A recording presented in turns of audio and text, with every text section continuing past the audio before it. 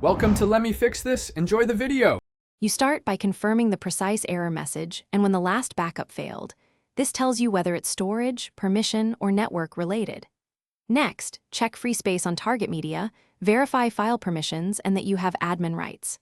Run a quick disk health and smart check, and pause antivirus or sync apps that can lock files. Once done, collect system and backup logs so you can reproduce the failure for the next diagnostic steps. You now dig into logs to identify I/O errors, timeouts, or authentication failures, note codes and offending file paths. If disk errors appear, run a file system repair and remount. If auth fails, reset and test credentials. Try a small manual backup to isolate file-level issues versus systemic problems. Update the backup software and any device drivers, then run a controlled full backup test. Make sure to monitor CPU, RAM, and network throughput while the test runs so you capture any resource bottlenecks.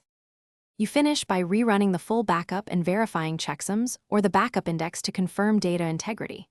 Once successful, schedule staggered backups, enable alerting for failures, and document the fixes so you don't repeat troubleshooting. If the backup still fails, isolate hardware by testing with a different target device, restore a test snapshot to validate recovery, and re-examine logs focusing on repeated error patterns. One key tip: if failures persist,